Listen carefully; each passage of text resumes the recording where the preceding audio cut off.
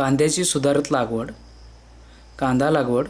कांदा पिकवणाऱ्या राज्यात क्षेत्र आणि उत्पादन या दृष्टीने महाराष्ट्र, कर्नाटक, गुजरात, आंध्र प्रदेश, उत्तर प्रदेश ही राज्ये आघाडीवर आहेत.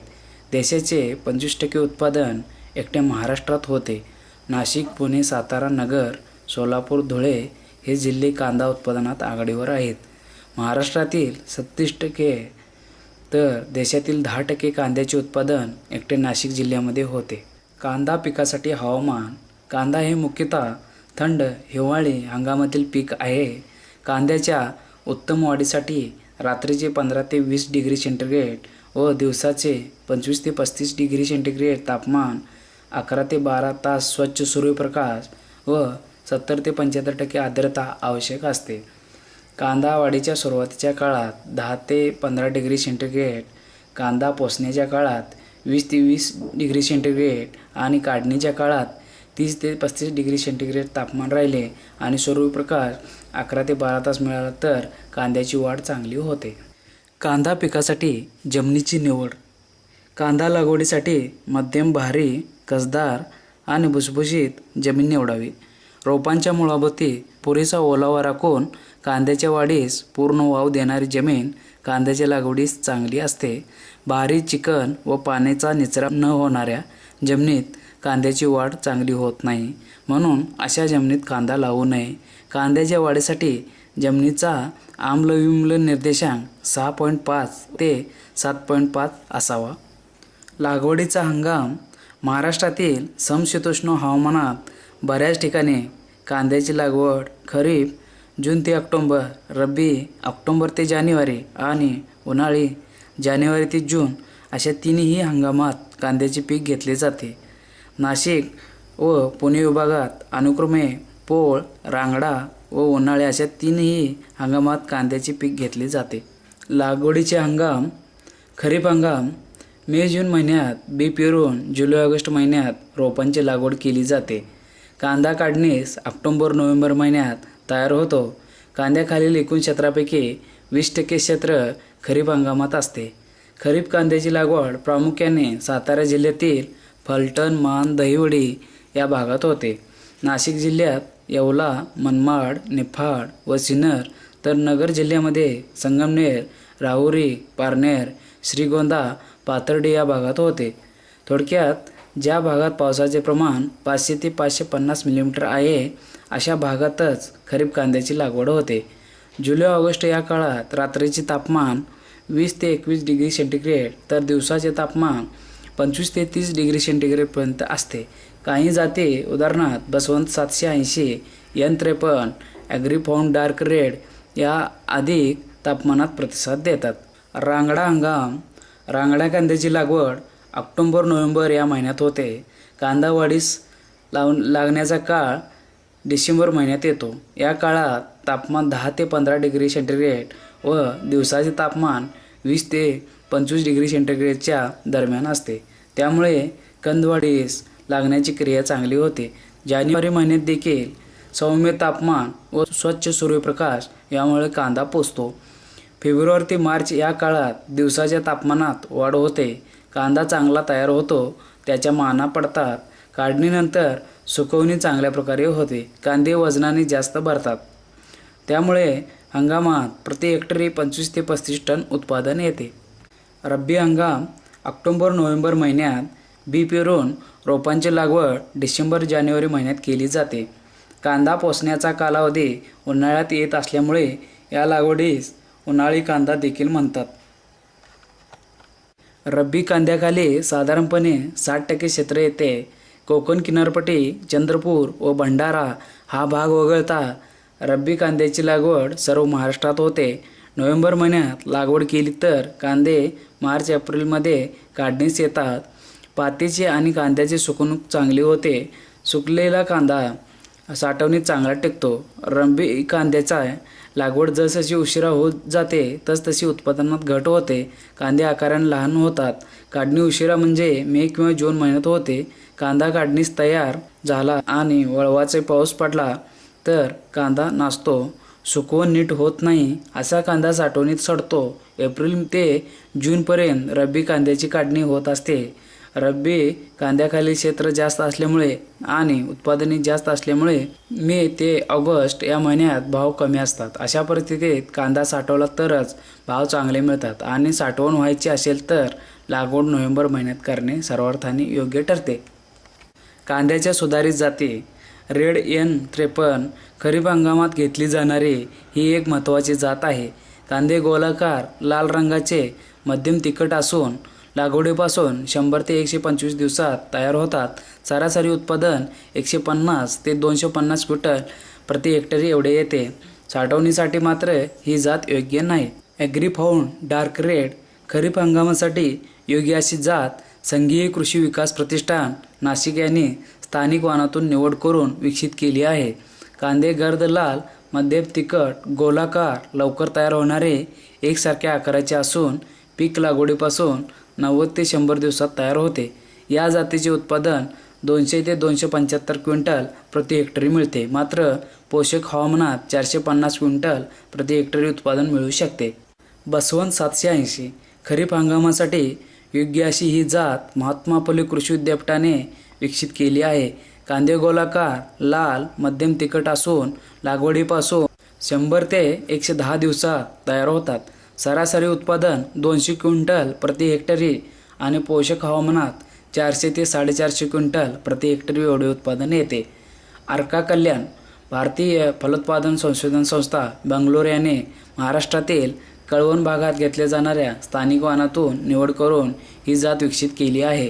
कांदे गर्द लाल गोलाकार तिखट व नरम असून करपा रोगास मध्यम प्रतिबंधक अशी ही जात आहे. अनुकूल हवामानात 450 क्विंटल प्रति हेक्टरी उत्पादन मिळू शकते. N241 रब्बी आणि उन्हाळी हंगामासाठी ही जात योग्य आहे. या जातीचे कांदे गोलाकार विटकरी रंगाचे मध्यम ते मोठ्या आकाराचे व चवीला तिखट असतात. लागवड केल्यापासून 125 ते 130 दिवसात ही जात तयार होते. या जातीचे सरासरी उत्पादन 250 ते 300 क्विंटल प्रति हेक्टरी मिळू शकते. मात्र पोषक हवामान असल्यास 450 क्विंटलपर्यंत हेक्टरी उत्पादन मिळते. ही जात साठवणीसाठी चांगली आहे. ॲग्रीफाऊंड लाईट रेड रब्बी व उन्हाळी हंगामासाठी योग्य अशी ही जात संघीय कृषी विकास प्रतिष्ठान नाशिक यांनी लाल या स्थानिक वाणातून निवड केली आहे. कांदे गोलाकार मध्यम ते मोठे तिखट टणक वरचे आवरण घट्ट असलेले बारीक मानेचे व साठवणुकीस योग्य अशी ही जात आहे. सरासरी उत्पादन 300 ते 350 क्विंटल प्रति हेक्टरी व अनुकूल हवामानात 500 क्विंटल प्रति हेक्टरी एवढे उत्पादन मिळू शकते. या जातीत डेंगळ्यांचे प्रमाण कमी असून लागवडीपासून 120 ते 125 दिवसात ही जात तयार होते. अर्का निकेतन नाशिक भागातून निवड करून भारतीय फलोत्पादन संशोधन संस्था बंगलोर यांनी रब्बी हंगामासाठी ही जात विकसित केली आहे.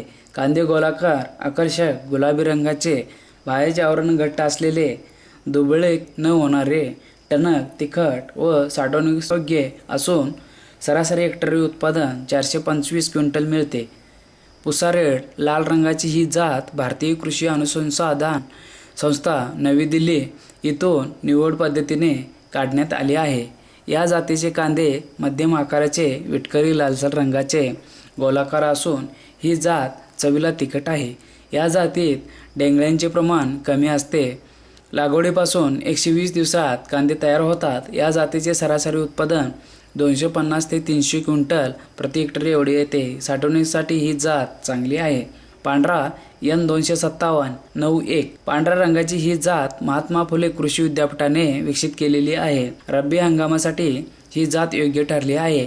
या जातीचे कांदे मध्यम आकाराचे चपटे गोलाकार असून चवीला मध्यम तिखट असतात. लागवड केल्यापासून 120 ते 125 दिवसात कांदे तयार होतात. या जातीचे सरासरी उत्पादन 250 ते 300 क्विंटल प्रति हेक्टरी एवढे येते. ही जात साठवणुकीसाठी चांगला प्रतिसाद देते. पुसा व्हाईट फ्लॅट पांढऱ्या रंगाची ही जात भारतीय कृषी अनुसंधान संस्था नवी दिल्ली यांनी विकसित केली आहे. रब्बी उन्हाळी हंगामासाठी ही जात योग्य आहे. या जातीचे कांदे चपटे गोलाकार आकाराचे असतात. या जातीचे सरासरी हेक्टरी उत्पादन 350 क्विंटलपर्यंत मिळते. ही जात साठवणीसाठी व वाळवण्यासाठी चांगली आहे. पुसा व्हाईट राऊंड भारतीय कृषी अनुसंधान संस्था नवी दिल्ली यांनी ही जात विकसित केली असून या जातीचे कांदे पांढऱ्या रंगाचे असतात. रब्बी उन्हाळी हंगामासाठी ही जात योग्य आहे. या जातीचे कांदे गोलाकार व चपटे असतात. सरासरी हेक्टरी 300 ते 325 क्विंटलपर्यंत या जातीचे उत्पादन मिळते. ही जात सुद्धा साठवणीसाठी व वाळवण्यासाठी चांगली आहे. याचप्रमाणे इतर जाती पंचगंगा सुपर, पंचगंगा पुन्हा फुरसुंगी, नाशिक सिलेक्शन ह्या आहेत. परत आता खरीप हंगामातील जाती N53 नाशिक येथील स्थानिक वाहनातून ही जात विकसित केली आहे. कांदे गोलाकार, थोटे, चपटे असतात. रंग जांभळट लाल असतो. चव तिखट असते. कांद्याची काढणी लागवडीपासून 100 ते 110 दिवसात होते. हेक्टरी 200 ते 250 क्विंटल उत्पादन येते. बसवंत 780 लागवडीपासून 100 ते 110 दिवसात कांदा काढणीला येतो. हेक्टरी 250 ते 300 क्विंटल उत्पादन येते. लागवड थोडी उशिरा केल्यास 600 ते 800 क्विंटल उत्पादन देण्याची क्षमता या जातीमध्ये आहे. ॲग्रीफाऊंड डार्क रेड 90 ते 100 दिवसात कांदे काढणीला येतात. हेक्टरी 200 ते 275 क्विंटल उत्पादन येते. अर्का कल्याण बेंगलोर येथील भारतीय उद्यानविद्या संशोधन संस्थेने ही जात कळवण येथील स्थानिक वनातून निर्माण केली आहे. कांदे 90 ते 100 दिवसात काढणीला येतात आणि कांदे 250 ते 300 क्विंटल उत्पादन येते. रब्बी हंगामातील जाती N241 साधारण 120 दिवसांनी काढणीला येतात. हेक्टरी उत्पादन 300 ते 350 क्विंटल उत्पादन येते. पुसा रेड दिल्ली येथील भारतीय कृषी अनुसंधान संस्थेने ही जात निर्माण केली आहे. कांदा गोलाकार चपटा असतो. रंग गडद लाल असतो. कांद्याचे वजन सरासरी 70 ते 90 ग्रॅम असते. विद्राव्य घन पदार्थाचे प्रमाण 13 ते 14% असते. उत्पादन प्रति हेक्टरी 250 ते 300 क्विंटल येते. काढणीस 125 ते 140 दिवस लागतात. अर्का निकेतन लागवडीनंतर 110 ते 120 दिवसात कांद्याची काढणी होते. हेक्टरी उत्पादन 300 ते 400 क्विंटल येते. रब्बी आणि खरीप या दोन्ही हंगामात लागवड करता येते. ॲग्रीफाऊंड डार्क रेड 120 ते 124 दिवसात कांदे तयार होतात.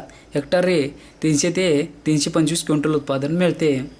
रांगड्या कांद्यासाठी जाते. खरीपात उशिरा लागवडीसाठी म्हणजेच रांगड्या कांद्यासाठी डेंगळे न येणारी, जोड कांद्याचे प्रमाण कमी असणारी, कांद्याची रंग फिकट गुलाबी असणारी आणि गरज पडल्यास कांद्याची साठवण निदान 2 ते 3 महिने चांगल्या प्रकारे होऊ शकणारी जात आवश्यक आहे. प्रक्रिया उद्योगासाठी जाते Pusa white red, Pusa white flat, Phule Safed इत्यादी.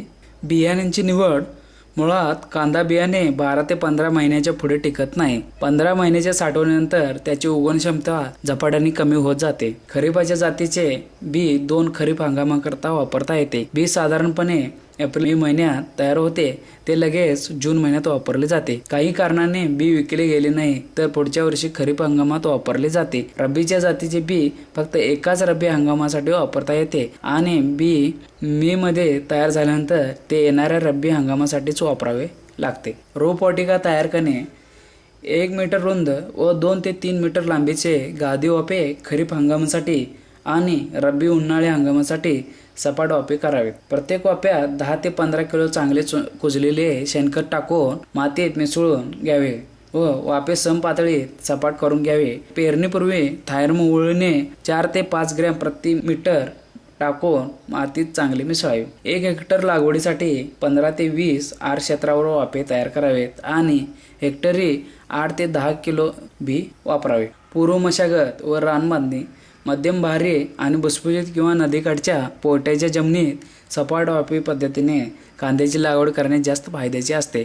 कारण अशा वाफ्यातून सरीवरंबा पद्धतीपेक्षा 30% रोपे जास्त लागतात आणि मध्यम सारख्या आकाराचे कांदे मिळू शकतात.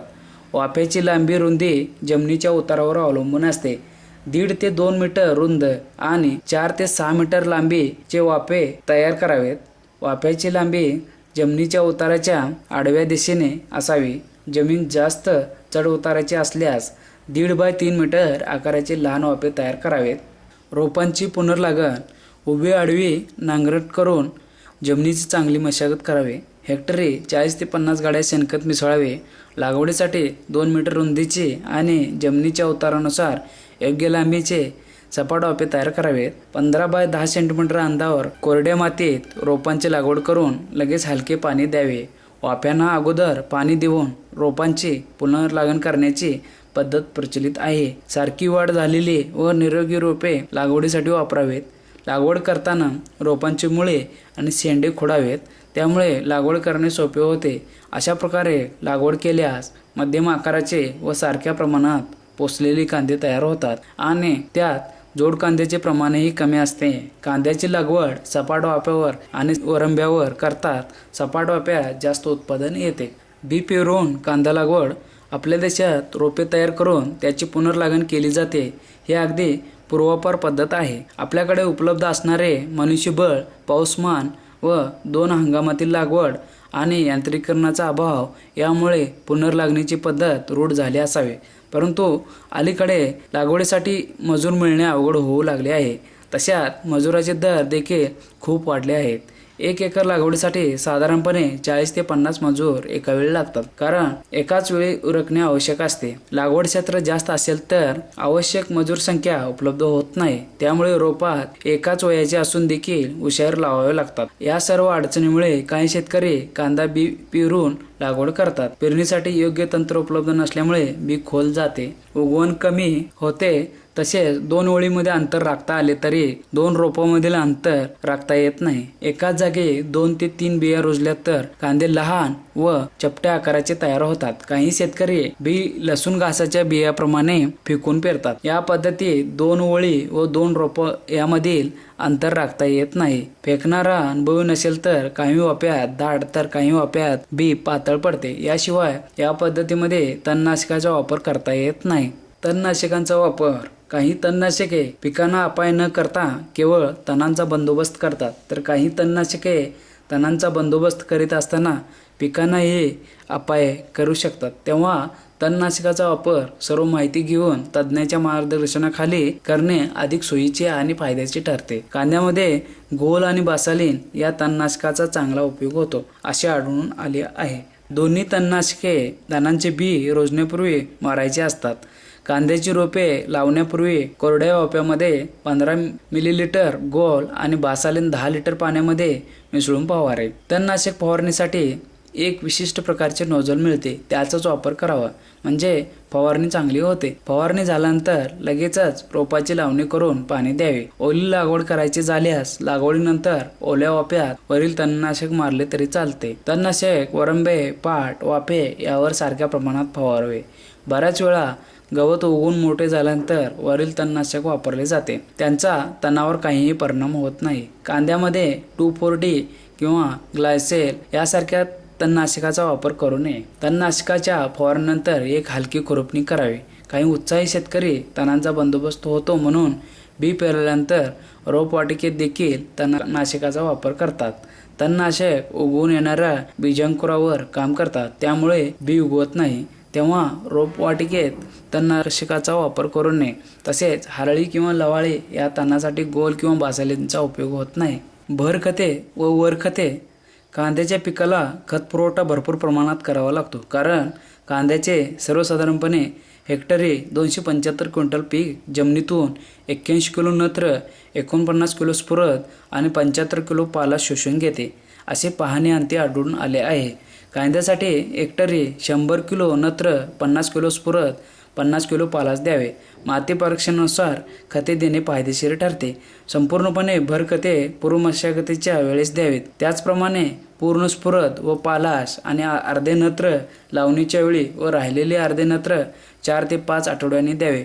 मात्र कोणत्याही परिस्थितीत फार उशिरा नत्राचा वापर करू नये. कांदा पिकाच्या वाढीसाठी इतर पिकाच्या वाढीप्रमाणे एकूण 16 मूलद्रव्याची आवश्यकता असते. कार्बन, ऑक्सिजन, हायड्रोजन, नत्र, स्फुरद, पालाश, कॅल्शियम, मॅग्नेशियम व गंधक यांना स्थूल मूलद्रव्ये म्हणतात. ती मोठ्या प्रमाणात लागतात. त्यांच्या कमतरतेमुळे पिकांची वाढ होऊ शकत नाही. लोह, मॅंगनीज, जस्त, तांबे, बोरान, मॉलिब्डेनम व सिलिकॉन यांना सूक्ष्म मूलद्रव्ये म्हणतात. ही मूलद्रव्ये कमी मात्रामध्ये परंतु आवश्यक लागतात. यांच्या अभावी उत्पादनात घट होते. पिकांची गुणात्मक वाढ होत नाही. उत्पादनाची प्रत खालावते. पीक रोगांना लगेच बळी पडू शकते. वरील 16 मूलद्रव्यापैकी कार्बन, ऑक्सिजन व हायड्रोजन पिकांना हवेतून उपलब्ध होतात. बहुतांशी सूक्ष्मद्रव्ये शेणखत, हिरवळीचे खत आणि अगोदरच्या पिकाचे अवशेष तसेच जमिनीच्या प्रकारानुसार थोड्याफार प्रमाणात जमिनीत उपलब्ध करण्याची व्यवस्था निसर्गातच असते. नत्र, स्फुरद आणि पालाश ही मोठ्या प्रमाणात लागतात. त्यांचा पुरवठा सेंद्रिय किंवा रासायनिक खतामधून मोठ्या प्रमाणात करावा लागतो. पिकांचे पोषण म्हटले की सर्व आवश्यक मूलद्रव्यांचा विचार होणे आवश्यक आहे, परंतु दुर्दैवाने खत म्हटले की केवळ नत्र, स्फुरद आणि पालाश यांचाच विचार प्रामुख्याने केला जातो. बागायती सोय झाल्यामुळे आणि सुधारित वाण निर्माण झाल्यामुळे जमिनीत उपलब्ध असणाऱ्या मूलद्रव्याचा वापर आणि उपसा वाढला आहे, परंतु त्या प्रमाणात इतर स्थूल किंवा सूक्ष्म द्रव्यांचा पुरवठा पिकांना जमिनीत केला जात नाही आणि त्यामुळेच उत्पादनक्षमता कमी होत चालली आहे. पाणी नियोजन. कांद्याच्या पिकाला नियमित पाणीपुरवठ्याची आवश्यकता असते. कांद्याच्या रोपांना मूळ धरल्यानंतर जास्त पाण्याची गरज नसते. त्यानंतर कांद्याच्या वाढीबरोबर पाण्याची गरज वाढते. म्हणून कांदा पोसावयास सुरुवात झाल्यावर पाण्याचा ताण पडू देऊ नये, कारण या काळात पाण्याचा खंड पडल्यानंतर पाणी पुन्हा सुरू केल्यावर वाढीला लागलेल्या कांद्यात जोड कांद्यांचे प्रमाण वाढते. तसेच कांद्याच्या वरच्या पापुद्र्याला तडा जातो. असे कांदे गिराईक पसंत करत नाहीत आणि ते साठवणुकीतही टिकत नाहीत. म्हणून वेळेवर व नियमित पाणी देणे आवश्यक आहे. सर्वसाधारणपणे लागवडीनंतर लगेच त्यानंतर 12 ते 15 दिवसांनी दुसरे पाणी, दुसऱ्या पाण्यानंतर 10 ते 12 दिवसाच्या अंतराने जमिनीचा मजदूर व हवामान लक्षात घेऊन पाण्याच्या पाळ्या देणे जरुरीचे आहे. रब्बी व उन्हाळी हंगामात मात्र दर 8 ते 10 दिवसांनी पाण्याची पाळी द्यावी. खरीप हंगामासाठी 15 ते 18 पाण्याच्या पाळ्या लागतात. कांद्यांची मुळे जमिनीच्या वरच्या थरात म्हणजेच 10 सेंटीमीटर खोलीवर पसरलेली असतात व 15 ते 20 सेंटीमीटरपेक्षा खोल जात नाहीत. त्यामुळे कांद्याच्या पिकाला पाणी देताना 15 सेंटीमीटरपेक्षा जास्त खोलवर ओल जाईल असे पाणी देण्याची गरज भासत नाही. तसेच कांद्याची पाने इतर पिकांच्या पानासारखी नसून ती गोलसर व विशिष्ट कोनात उभट रोपाला चिकटलेली बाष्पोत्सर्जन कमी होते आणि वाढलेले तापमान रोपांना जाचक होऊ देत नाहीत. पाण्याचे योग्य नियमन करण्यात पानाची ही विशिष्ट रचना उपयोगी पडते. कांद्यासाठी तुषार किंवा ठिबक सिंचन. जमिनीला पाणी न देता पिकाला पाणी हा मूलाधार मानून ठिबक किंवा तुषार सिंचन पद्धतीचा विकास झाला आहे. फळझाडे आणि काही भाज्यामध्ये ठिबक सिंचनाने क्रांती केली आहे, तर गहू, हरभरा, लसूण, घास, कांदा, बटाटा, वाटाणा इत्यादी पिकात तुषार सिंचन चांगल्या प्रकारे करता येते. हे अनेक संशोधन संस्थांनी दाखवून दिले आहे. इस्रायल, अमेरिका, नेदरलँड, स्पेन इत्यादी देशात कांदा, लीक किंवा लसूण ही पिके सर्रास ठिबक किंवा तुषार सिंचनावर घेतली जातात. पाणी देण्याच्या या पद्धतीमध्ये ठळक फायदे आढळून आले आहेत. पाण्याचे 40 ते 50% बचत होते. पाटाने पाणी देताना रब्बी हंगामात जवळजवळ 75 ते 80 हेक्टर सेंटीमीटर पाणी लागते, तर ठिबक किंवा तुषार सिंचनाद्वारे 50 ते 55 हेक्टर सेंटीमीटर पाणी लागते. उत्पादन 20 ते 30% वाढ होते. कांद्याची वाढ एकसारखी होते आणि विक्रीला कांद्याचे प्रमाण तुलनेने जास्त निघते. जमीन सतत वापशावर राहत असल्यामुळे भुसभुशीत राहते व त्यामुळे काढणी सोपे जाते. ठिबक सिंचनातून विद्रावी खते देता येतात, त्यामुळे खते देण्याची मजुरी वाचते. तसेच खतांच्या कमी प्रमाण मात्रा अनेक वेळा देता येतात, त्यामुळे खतांची कार्यक्षमता वाढते व खतांची 20 ते 30% बचत होते. मर्यादित क्षेत्र भिजत असल्यामुळे तण कमी उगवते व जे उगवते त्याची निंदणी जमीन भुसभुशीत असल्यामुळे सोपी होते, तसेच कमी खर्चात होते.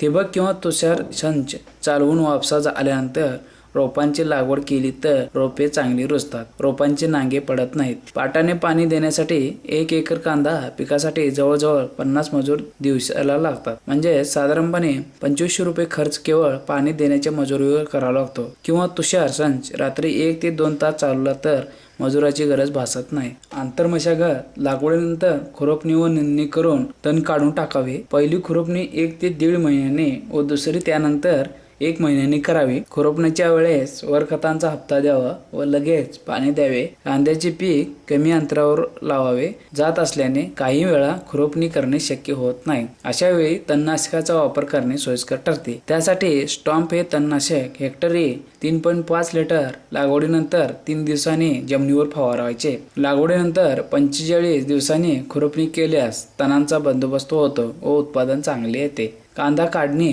लागवडीनंतर जाती परत्वे आणि हवामानानुसार कांदा पक्व होऊ लागला की नवीन पाणी याचे थांबते. अन्नरस कांद्यामध्ये उतरून कांदा घट्ट होऊ लागतो. पाने पिवळसर होऊ लागतात.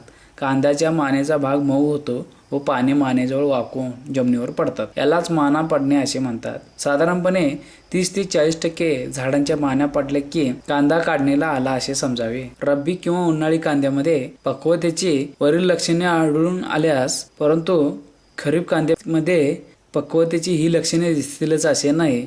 कांदा तयार झाला तरी माना पडतीलच असे नाही. याचे कारण असे की खरीपाचा कांदा लागवडीनंतर 100 ते 110 दिवसात तयार होतो. जूनमध्ये लावलेला कांदा सप्टेंबर महिन्यात काढणीला येतो. यावेळी पाऊस पडत असतो. पाऊस नसला तरी जमिनीत ओलावा भरपूर असतो. ओलावा असल्यामुळे मुळे कार्यरत असतात. हवामान अनुकूल असल्यामुळे नवीन पाणी येत राहतात. त्यामुळे माना जाड होतात व माना पडत नाहीत. साधारणपणे कांद्याची वाढ व आकारमान बघून काढणीचा अंदाज घ्यावा लागतो. बऱ्याच वेळा खरीपात जसा भाव असेल त्याप्रमाणे तयार झालेले कांदे विरळून काढले जातात. रांगडा किंवा रब्बी हंगामातील कांदा जवळजवळ एकाच वेळी तयार होतो. या कांद्याची काढणी फेब्रुवारी ते मे पर्यंत चालते. माना आपोआप पडतात. सर्व माना पडल्यानंतर कांदा एकाच वेळी तयार होतो. या कांद्याची काढणी फेब्रुवारी ते मे पर्यंत चालते. माना आपोआप पडतात. सर्व माना पडल्यानंतर कांदा एकाच वेळी उपटून टाकावा. पाने जास्त वाळू न देता कांदा उपटून काढावा. अन्यथा मान जास्त वाळली तर ती उपटताना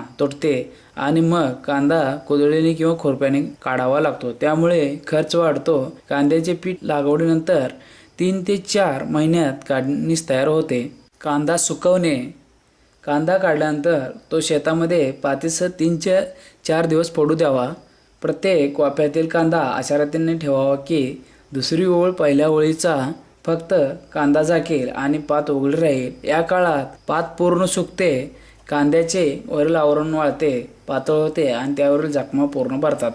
कांद्याला लागलेली माती गळून पडते. कांदा गोळा करून त्याचा सावलीत ढीग घालावा आणि तो तिथे 10 ते 15 दिवस राहू द्यावा. खरीप हंगामात कांद्याची कायम स्वरूपाची साठवण केली जात नाही. सप्टेंबर ते नोव्हेंबर या दरम्यान कांद्याला भाव बरे असतात, कारण साठवणगृहातील कांदा जवळजवळ संपत आलेला असतो. अशा वेळी खरीपाचा कांदा लगेच विकला जातो. त्यामुळे तो साठवण्याची गरज पडत नाही. शिवाय कांदा कापला की त्याला 2 ते 4 दिवस कोंब फुटू लागतात.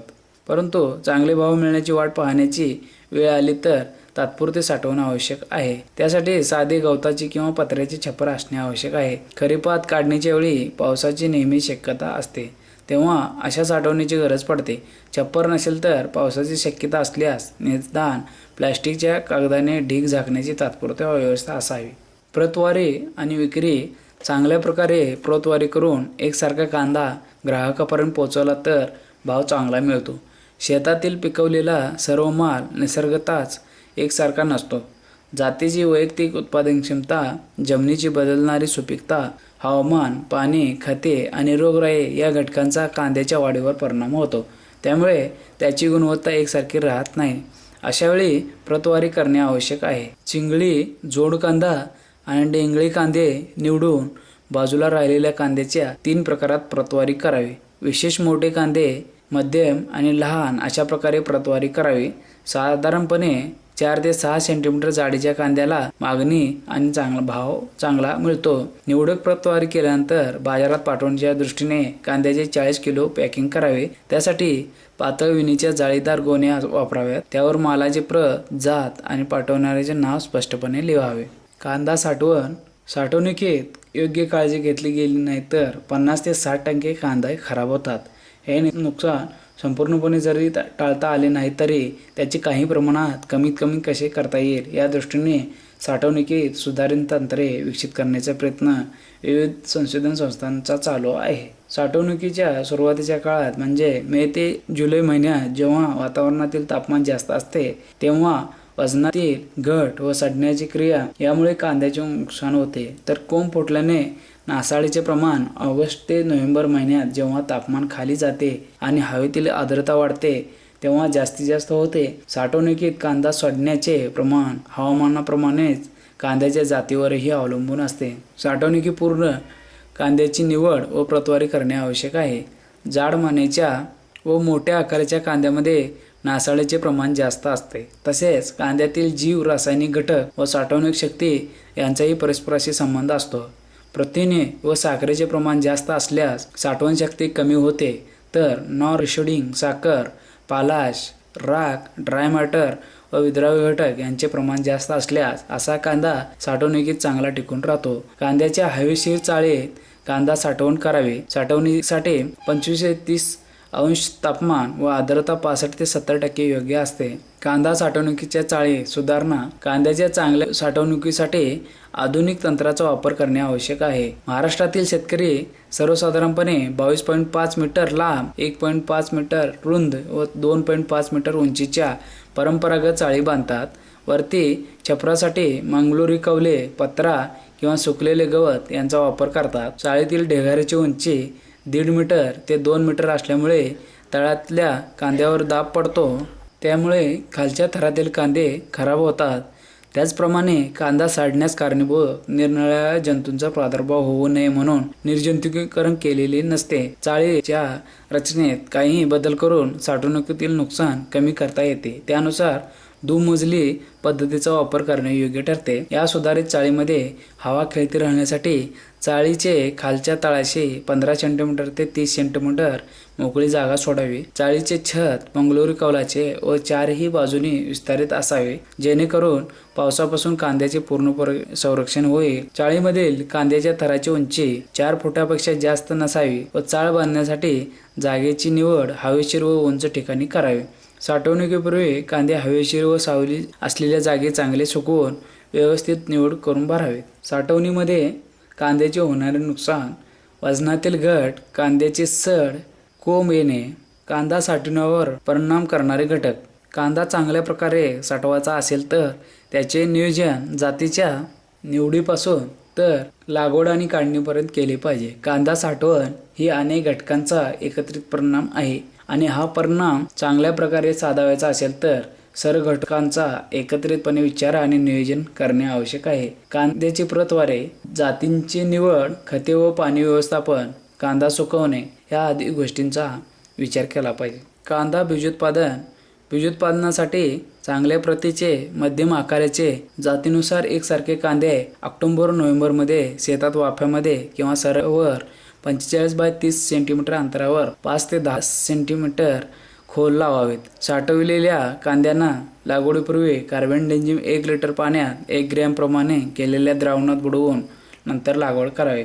नंतर खरीप जातीची कांद्याची लागवड शेतातून काढल्यावर अल्पावधीतच करायची असल्यामुळे मोड येणं सुलभ व्हावे म्हणून वरचा 1/4 भाग लागवडीपूर्वी कापून घ्यावा. कांद्याची लागवड 15 डिसेंबरपर्यंत केल्यास चांगले उत्पादन येते असे आढळून आले आहे. 2 जातींचे बीजोत्पादन क्षेत्रात कमीत कमी 500 मीटर विलगीकरण अंतर असणे आवश्यक आहे. शिवाय बियाण्याची शुद्धता वाढवण्यासाठी बीजोत्पादन क्षेत्राच्या शेजारी कांद्याच्या पिकामध्ये असलेल्या अनावश्यक फुलांचे दांडे वेळोवेळी खोडून टाकावेत. कांदा निर्यात. भारतामधून कांदा निर्यातीस भरपूर वाव आहे. भाजीपाला पिकांचे एकंदर निर्यातीपेक्षा 70% निर्यात कांद्याचे आहे. त्यापासून 60 कोटी रुपयापेक्षा अधिक परकीय चलन मिळते. निर्यातीसाठी गोलाकार 45 सेंटीमीटर ते 65 मिलीमीटर आकाराचे एकसारखे व जातीनुसार गडद लाल किंवा फिकट लाल व पूर्ण पक्व झालेले बारीक मानेचे, पूर्णपणे वाळलेले, निरोगी तसेच फुलांचे दांडे न आलेले कांदे निवडून पाठवावे लागतात. अशा प्रकारच्या कांद्याचे उत्पादन वाढले तर या कांद्यास निर्यातीसाठी प्राधान्य देऊन चांगला बाजारभाव मिळू शकतो. आपलं नाव सांगा. बबन नामदेव शौकर, राहणार इंदोरी, तालुका मावळ, जिल्हा पुणे. कांदा लागवडीसाठी तुम्ही मशागत काय काय केली सुरुवातीला? 2-3 पाळ्या घातल्या. मग सारं पाळलं. बर. सारं पाळल्यानंतर लावलं. लावल्यानंतर दोन पाणी दिली. मग परत सालपीठ टाकलं. बर बर. सालपीठ टाकल्यानंतर परत 2 पाणी दिली. बरोबर. परत लावलं. खुरापलं. बरोबर. खुरापल्यानंतर परत मध्ये पाऊस झाला. मग त्याच्यावर औषधं मारली 2-3 बाऱ्या. हा रबी सीझन मधला कांदा आहे. हा रबी सीझन. हे कांद्याचं बियाणं कुठून आणलं? आम्ही घरगुती केले. घरगुती बियाणं. साधारण किती क्षेत्रामध्ये आपला हा कांदा आहे? 1.25 एकर. हा कांद्याचा साधारण कालावधी किती असतो? 3 महिने. हो. आंतर मशागत आहे. नंतर जी मशागत केली जाते तर ती मशागत कशी केली तुम्ही? पहिल्या 2-3 पाळ्या घातल्या. पाळ्या घातल्यानंतर सपाट केलं पाळे घालून, हां परत सारं वाफ वळलं, हां हां वाफ वळल्यानंतर लावायला सुरुवात केली. ह्याचं जे बियाणं तयार केलं तुम्ही हां. तर ते बियाणं कशा पद्धतीने तयार हे केलं? आम्ही घरगुती डेंगळं लावलं होतं. डेंगळं हां डेंगळ्याचं ते फुलं आहे त्यात, बरोबर ती फुलं कापली, बरोबर हां त्याचं वाळवली, त्याच्यात बी काढलं. हां बरोबर. युरिया सल्फेट वगैरे कशा पद्धतीने घातलं? पोटेस आहे का ते हां. आणले होते. हां ते पेटपासून कांदा वाढवतो, मोठा होतो. आणि औषधाची कोणती कोणती फवारणी केली? औषधी 2-4 बार फवारणी केली. त्या मेडिकलवाल्याने दिलं ना, हां 2-4 बार फवारणी केली. फवारणी केली. किती वर्षापासून करता तुम्ही? आमची जातच माळी. बरं वडिलोपार्जित हा धंदा हा आहे. वाढलं पाहिजे. शेती आणि कांदा हां. पिकवणे हां. हेच उद्देश आहे. साठवणूक करण्यासाठी काय तयार केलेलं आहे का तुम्ही? आम्ही लगेच मार्केटमध्ये नेतो. हो भाव तुम्हाला योग्य मिळतो का? भाव मिळू नाही मिळू, पावसाच्या टायमापर्यंत हां. विकून टाकायचा. पावसाळ्याच्या टायमापर्यंत विकून टाका. टाकायचा.